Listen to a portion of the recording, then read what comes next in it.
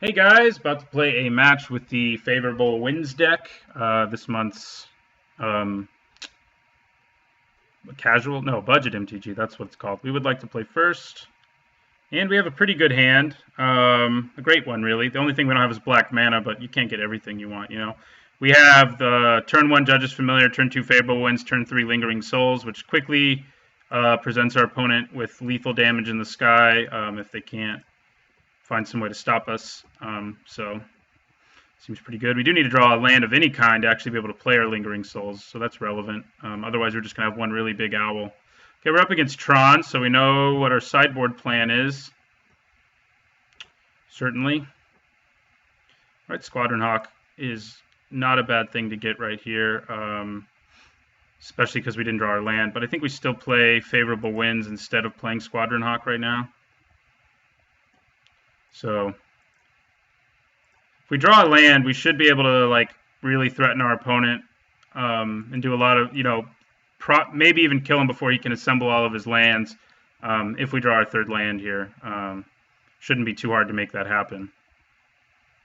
Opponent has blue mana, which is never a good sign. Ugh, another Lingering Souls. Okay, we're gonna swing and play Squadron Hawk.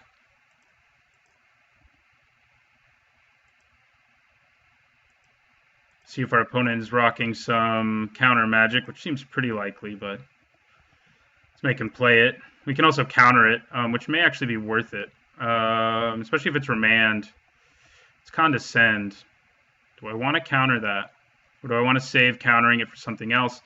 The thing is, the Squadron Hawk gets us some good hand advantage. It thins out our deck. So basically we're replacing... I mean, if he counters this, we don't get the 2-2 in play, and we don't get 3 in our hand. So I think I'd rather counter his Condescend, get a 2-2 in play, and get 3 in my hand. So, and we keep him from scrying, which is relevant against Tron.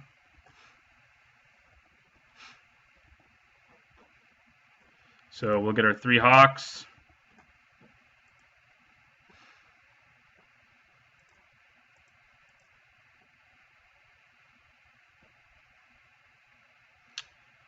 And end our turn there, since we don't have our third land, which is unfortunate. If he plays like a expedition map, and we draw a land, Oblivion Ring is a pretty good plan against Tron.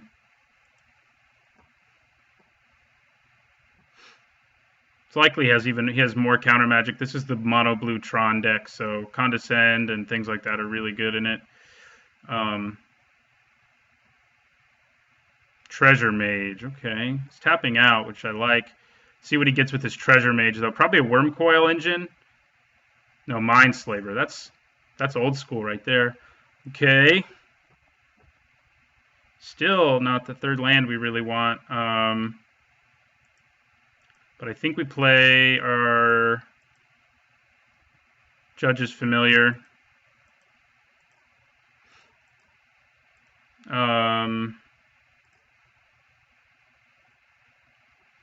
And in the turn there.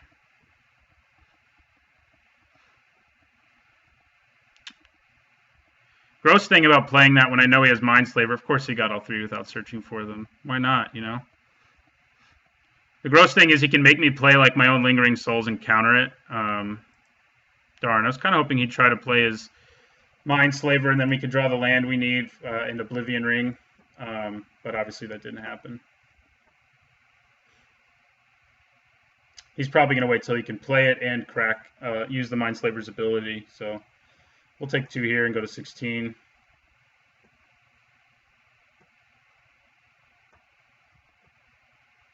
Jeez. We run 24 lands in this deck. Doesn't seem like it, though, huh? I'm going to try to play Favorable Winds number 2. Looks like it's not happening. Yep. All right. Oh, we could have countered that. Man, wouldn't have been that great of a counter.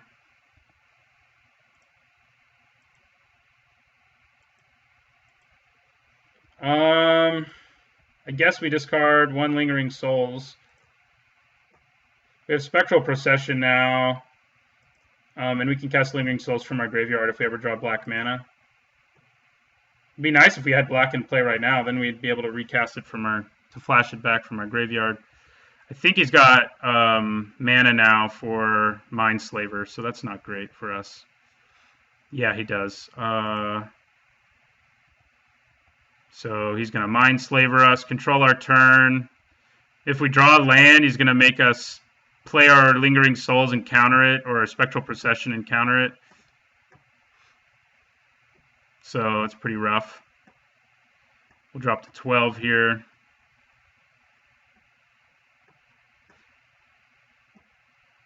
We're probably going to draw a land now that our opponent can like really screw us with Mindslaver. And no, we didn't. That's good. It will probably just make us play nothing and not swing, I guess. At least we didn't draw it there, but it's kind of ridiculous. We are 15 cards into our deck, and we've hit 2 of our 24 lands. What's he having us do? Favorable wins? Seems like he's just making us tap our lands. Doesn't really matter. You know, it's the technically correct thing to do, but he knows what we have in our hand, and the answer is nothing, so it doesn't really make a difference. He also gets to decide what we discard here, which is interesting. I don't know what he'll choose. He has a lot of choices. Spectral Procession makes good sense, though. That would give us lethal instantly if it resolved. He is thirsty for some knowledge. I actually couldn't counter that remand earlier. He added more than enough mana with his Urza's Tower, so. Tectonic Edge, huh? And a Condescend. Means he probably has more counter magic.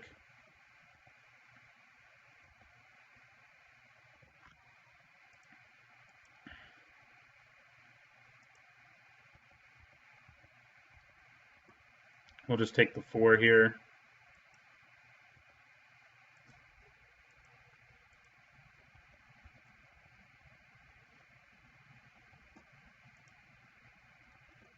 Come on, land.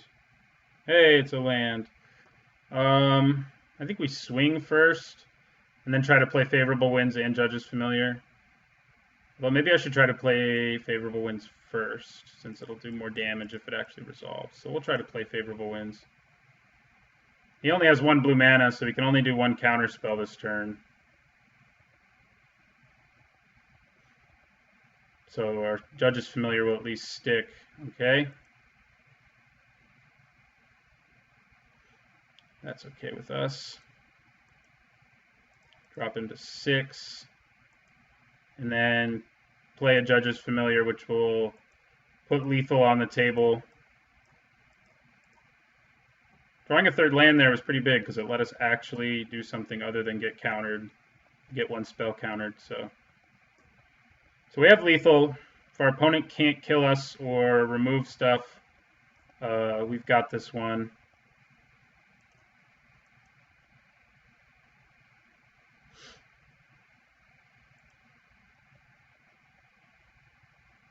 We just take again. Seems unlikely that his deck would have a way to pump them like at instant speed or something like that.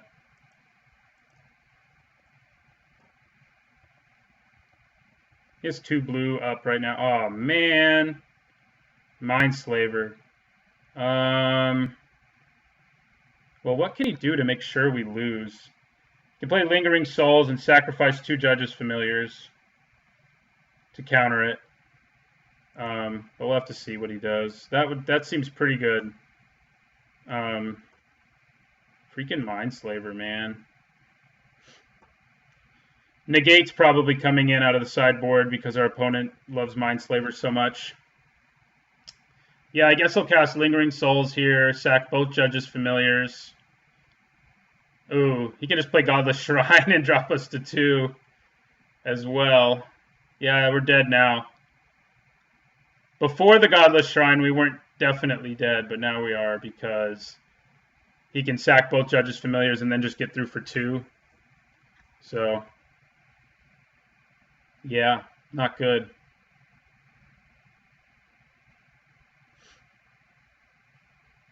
Let's make sure he does that. I mean, I'm sure he sees that that's the play, but if he doesn't, then we're pretty happy. But yeah, sacrifice both of them.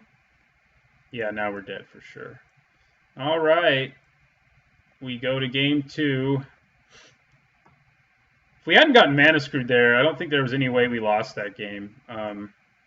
Because we got our opponent down to 6 despite being on 2 lands for an eternity.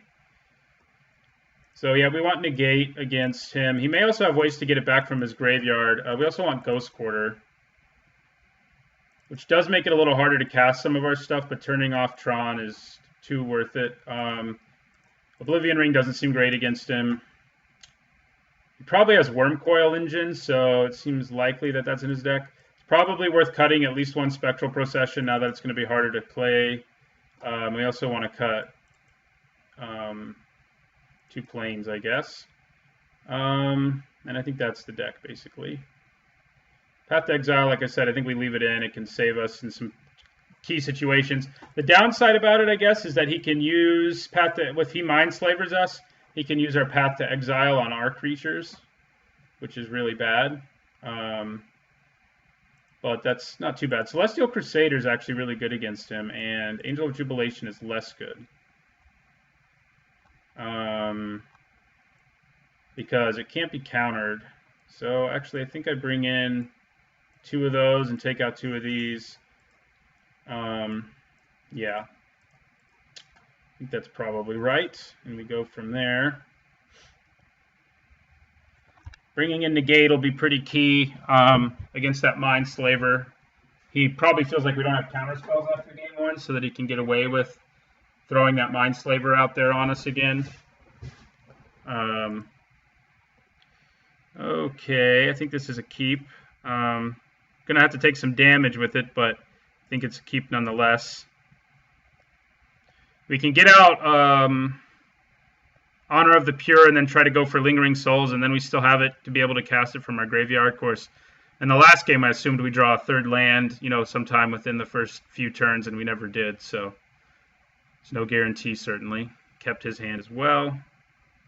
So we'll leave our Darkar Wastes, and in the turn,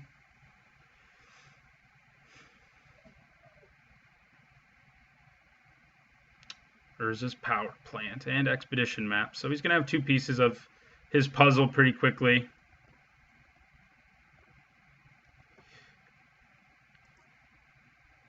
Yeah, I just think it's better to go with the playing an Anthem card right now than anything else, because if next turn we're able to Spectral Procession or Lingering Souls, we're going to be really happy. If we're not, then we're going to be less happy, but I don't think playing Squadron Hawk would have made a huge difference there. If he plays blue mana here, it's going to kind of suck. We'll have to see what he does. He did, so that sucks.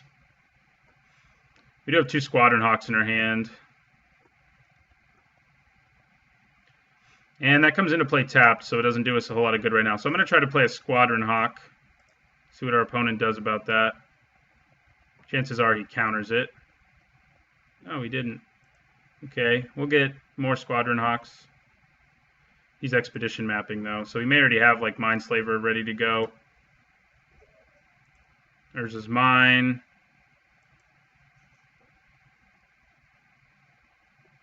So we'll get 2 Squadron Hawks. Wonder if he would have let a scarier spell resolve. Probably not. We'll play our Glacial Fortress tapped, and we'll end the turn.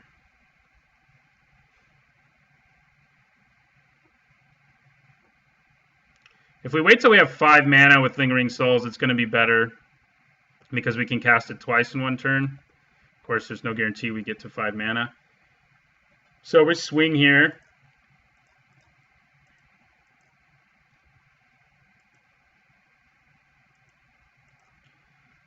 And then I think we try to cast Spectral Procession.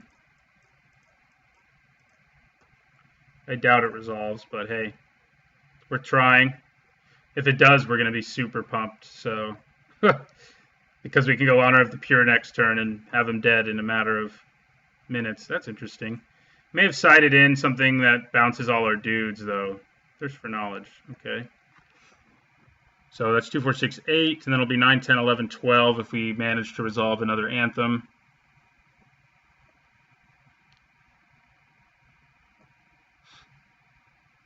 Sundering Titan. Okay. That's pretty good against us right now. But it can really only destroy... Actually, it can't destroy anything we have in play. It's just a big creature. Which probably won't get the job done right now. He'll have to destroy his own island, too. So, it's interesting that he went with that. Oh, he discarded Sundering Titan. What am I talking about? That makes sense.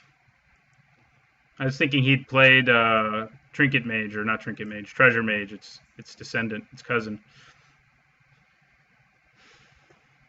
All right. He's got to discard something, which I don't hate. Discarded another island.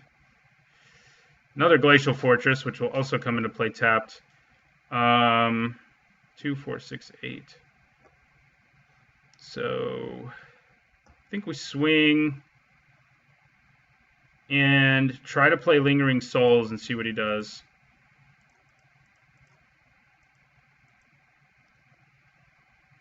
Now he's got something for us. Cyclonic Rift, okay.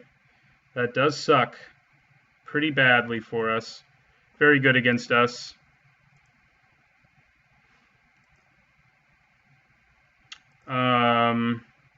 But we'll play Lingering Souls. And we'll end our turn.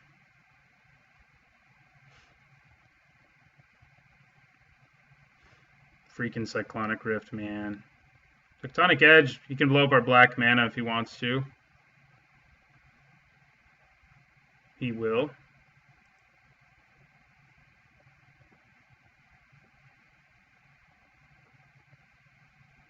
Repeal, okay. His blue mana's tapped now, which I don't mind. I guess he can search for an island now. Wow. 2 expedition maps. He's got a lot of mana now, which is bad for us. We really want to see one of those negates.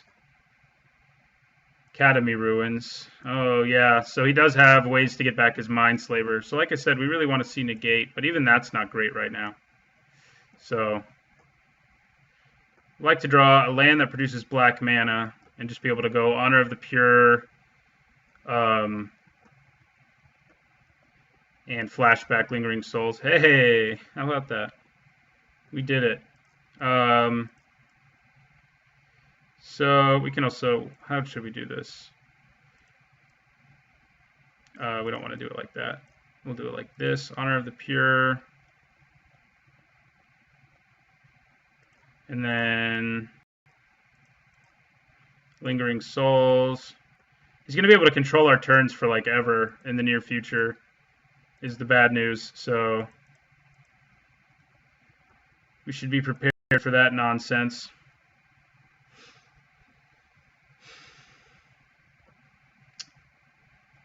Next turn we can play 2 Anthems and swing for 12, but it's not going to be enough.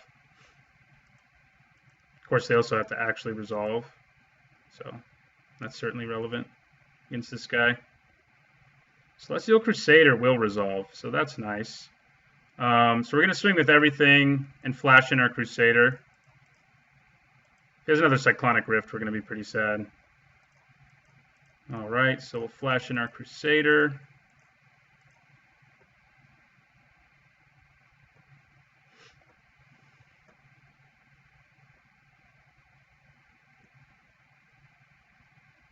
Drops him to 7. So we've got lethal on the table. Got to see what he has. All right, we took that one, so that's good. Mono Blue Tron is tough, especially when we didn't get any of our key sideboard tech, although I guess we did side in 2 extra Celestial Crusaders, and they definitely were key in that game. Yeah, I mean, Disenchant's not bad. We can blow up his early artifact, the things that let him search for his stuff, but I think it's better just to be doing damage to this guy. And I think having negate and Ghost Quarter in our deck is enough to mess with his strategy that we'll be pretty happy. He almost got there in that game. getting his academy and mana to play Mindslaver and get it back every turn was just filthy. But we did pretty well there. Drawing a land we needed right when I said we needed it was pretty key too, of course. Okay. I think this is a keep. Ghost Quarter is just so good against him, and we have some early stuff anyway. We'll lead with Glacial Fortress. And yeah, I think that's what we do. Lead with Glacial Fortress. No turn 1 Expedition map. That's good news because our hand's kind of slow. And then we'll play Ghost Quarter.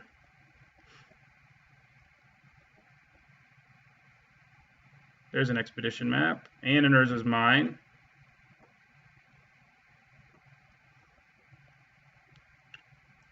Okay. I think we need to leave our Ghost Quarter up and ready to go.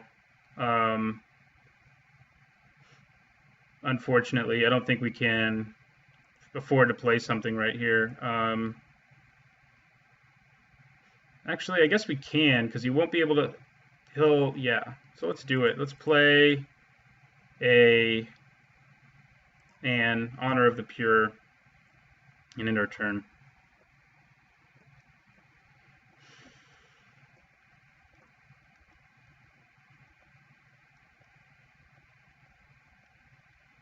Okay.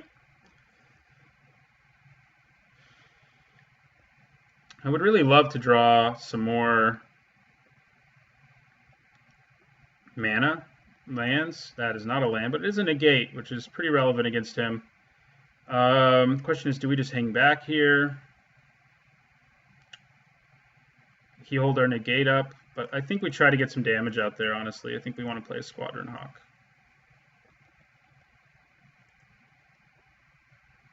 We'll get our third Squadron Hawks, and somehow we managed to get, our fourth, since we managed to get 3 in our opening hand there. And we'll end our turn, see what he's got for us. If we have damage out there and can start holding up negate in our Ghost Quarter, oh man, we don't have 4 more lands, so we can't Tectonic Edge our Ghost Quarter. Awesome. Right, we like that. Also like drawing a land. All right, we're going to swing in with Squadron Hawk. Drop him to 18. We need to remember not to play enough lands that he can Tectonic Edge stuff. It needs 4, right? Yeah, we only control 3, so I think I just play that though, and don't do anything else. We can hold up negate. Soon we'll be able to also hold up Celestial Crusader, which will be even better. And we can also, keep threatening with our Ghost Quarter to destroy part of his Tron. So, all right, anticipate. I'm fine with that.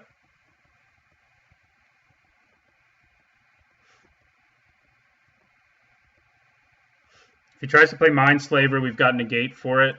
And we can go negate, blow up an Urza's land all at once. So, it's not too bad. Okay. Would love to draw a 4th land here and be able to hold up our Celestial Crusader with everything else, although we need to use Ghost Quarter probably before we do that. So actually that probably isn't the best thing ever. That's pretty good though, because we can keep up negate and play it.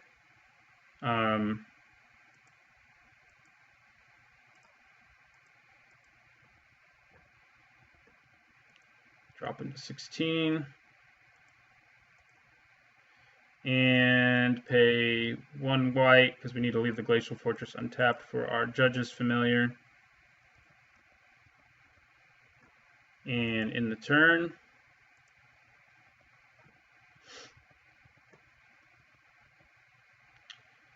okay, do I let him do that? He's got 2 blue mana now, so that's the bad news, but I think we let him do it.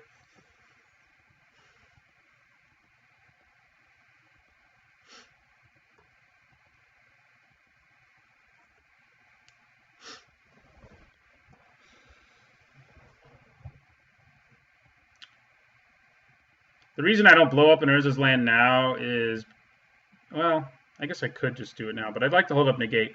I'll probably do it at the end of his turn this time, no matter what happens, just because I know it can put him back so far.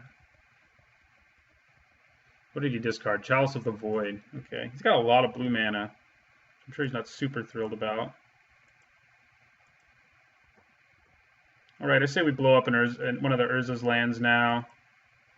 The one that produces 3 is not in play, so, but yeah, we'll blow up that one.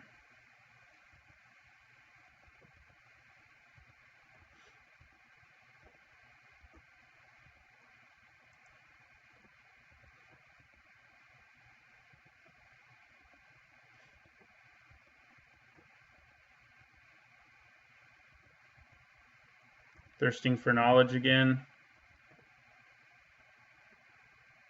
Repeal. Okay.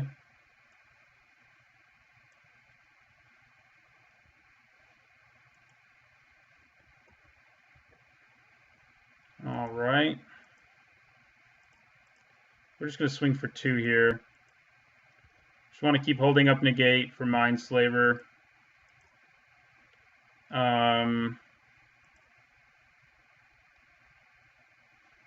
No, I would not like to pay 2 life. And I'll end the turn, and I'll discard.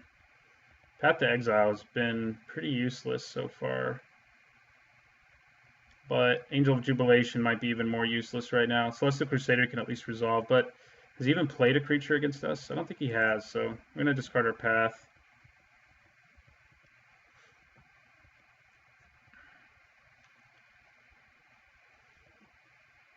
He's only got 6 mana. He's missing 2 pieces of Tron. He has Academy Ruins now, though, which does suck. Even if we counter his Mindslaver, he can just get it back. But it does slow him down for a turn, which is entirely relevant. That's tempting, isn't it?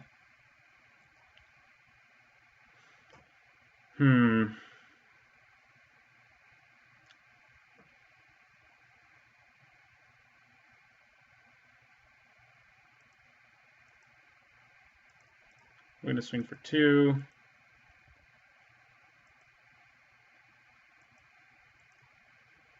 And I'm going to play... No, I'm not. I mean, yeah, I am. Let's make him use up a counterspell. He hasn't in a while. We'll play Lingering Souls. If we draw a 4th land next turn, that means we can flash it back and hold up negate. So, pretty cool with that. Never mind.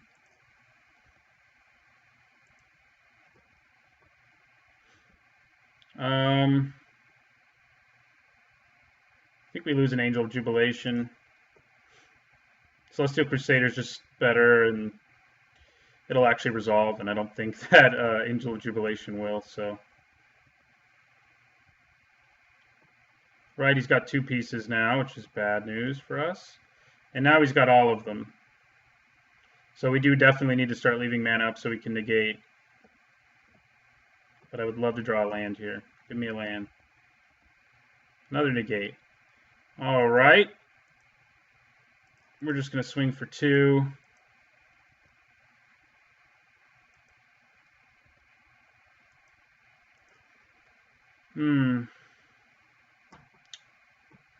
And then what are we going to do? I think nothing. And we're going to discard Lingering Souls this time.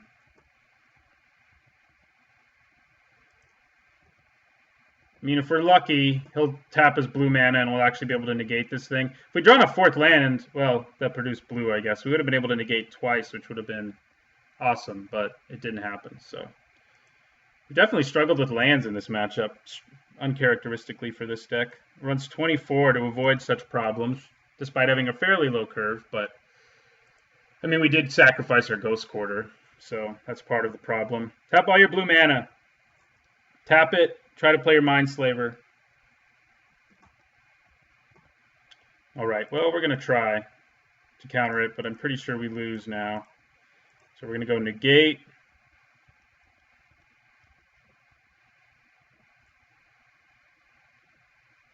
Spell Snare. All right. That means he can make us play Honor of the Pure and then negate it next turn if he wants to, among other awful things. Relic of Progenitus maybe should have come in. I knew he had the ability to recur it, but still.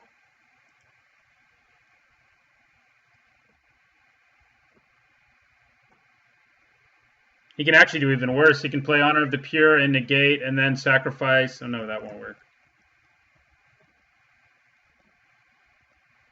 That will not work. Feel pretty good though. We put up a pretty good fight against a pretty strong tier 1 deck. Hey, there's a 4th land. So now we can make us play our Honor of the Pure and then cast negate on it, which seems likely. Seems like the ideal thing to do with Mindslaver right here. And then he can cast... No, he can't. Never mind. If he sacrifices Judge's Familiar to counter it, then the Honor of the Pure... The negate won't be countered. I mean, the Honor of the Pure won't be countered by the negate. That's what I'm trying to say. So...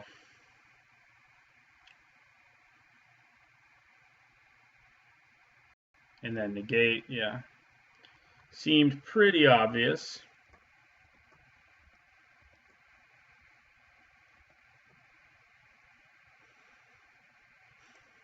So now, what does this cost to get it back? He can do it now and just play Mindslaver every turn, so we lose. GG, sir.